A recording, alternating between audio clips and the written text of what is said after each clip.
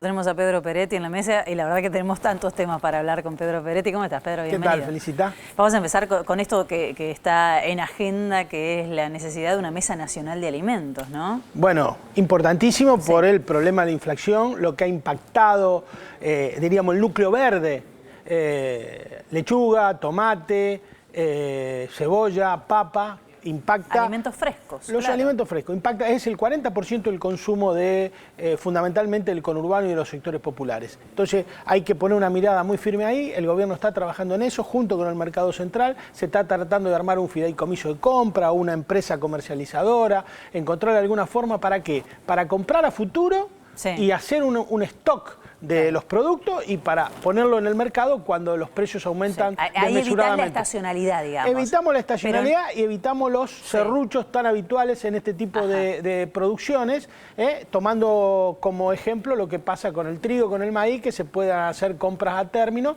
Bueno, sería una reproducción para las verduras del esquema de comercialización de los commodities agropecuarios. Yo sé que es una pregunta tediosa, pero ¿cuánto tiempo puede llevar en implementarse una medida como esta? Esto es muy rápido. ¿Sí? Por eso están tratando de hacer esto mientras se va estudiando una empresa nacional de alimentos, que ya es una medida, ya es una acción mucho más profunda, mucho más, que necesita mucho más debate y que necesita mucho más fondo y que necesita mucho más consenso para implementarse. Hay eso, esto y lo otro. Son varias cuestiones que hay que atacar en conjunto en el tema del precio de los alimentos. No es una sola medida, son varias. Muchas. Es un manojo de medidas, un ramillete de instrumentos que tiene que tener el Estado para atacar la inflación en el tema de alimentos, porque el tema de alimentos es un tema muy duro, porque ahí confluyen tres cuestiones que son centrales. Una es que se ha financiarizado el tema de los alimentos, se lo ha puesto como un instrumento financiero. ¿Quién opera en estos instrumentos financieros? Los bancos, a través de las tarjetas de crédito, los supermercados y los monopolios productores. Ese trío es parte de la responsabilidad del aumento constante de los precios de los alimentos. Endeudarse para comer, ¿no? Terrible. Endeudarse para comer. Tarjeta de crédito, o sea, bancos, monopolios y supermercados. Tres grupos concentrados y monopólicos que atentan contra el salario de los trabajadores. El siguiente tema, Pedro, tiene que ver con esto y es el tema de los exportadores y una presentación que hizo en la Justicia de la Sociedad Rural que dice, se cayó el presupuesto, no es legal, técnicamente hay un vacío, no es legal que nos cobren retenciones. Bueno, eso no tiene ni pie ni cabeza, porque el derecho a cobrar derechos de exportación a la exportación y a la importación figura en la Constitución Nacional. Es un rango constitucional y una potestad del Estado Nacional. Esa es una medida claramente que intenta desestabilizar o deslegitimar al gobierno. Vos imaginate que si de repente el juez llega a fallar a favor, se desfinancia automáticamente el Estado. No se pueden pagar ni las vacunas, ni los médicos, ni los salarios, ni hay presupuesto para ninguna de las funciones ineludibles que debe cumplir el Estado. Por eso es una medida tentatoria contra la democracia. Espero que el juez la rechace in limine, no por una cuestión formal, in limine se debe rechazar ese amparo, porque es muy peligroso y se está jugando con la estabilidad institucional del país. Dos elementos para tener en cuenta. Sabemos que las exportaciones son récord, tanto en cereales como en carne, por ejemplo, pero la pregunta es, ¿cómo están hoy las retenciones?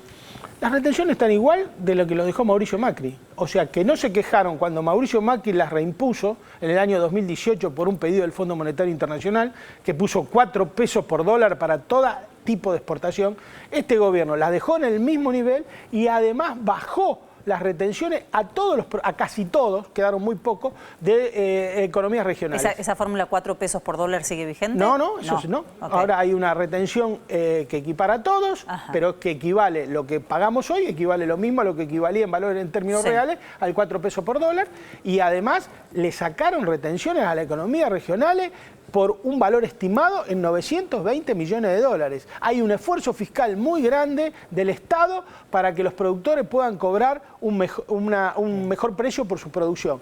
Esta es una cuestión muy discutible. Yo siempre he sostenido que la baja de retenciones no va a parar al bolsillo del productor, sino que va a mejorar los balances de los grandes grupos monopólicos que tiene la Argentina. ¿Por qué? Porque pasa igual que con el IVA. Es tanta la concentración económica que hay que la tentación de las grandes transnacionales, en vez de trasladar ese beneficio a los consumidores, se lo quedan ellos en la puja distributiva que se da diariamente en la República Argentina. Bien, Pedro, y para finalizar tenemos que hablar de Corrientes, donde la situación es angustiante.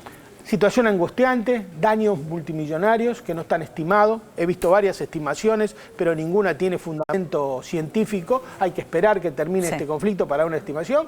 Hay una presencia constante del gobierno nacional desde el primer momento, una presencia constante, y hay una realidad que yo no he visto que nadie la analizara seriamente o que se haya preguntado.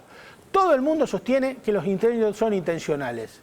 ¿Cómo puede ser que los incendios sean intencionales en distintos lugares de la provincia? ¿Qué es eso? ¿Una práctica agronómica?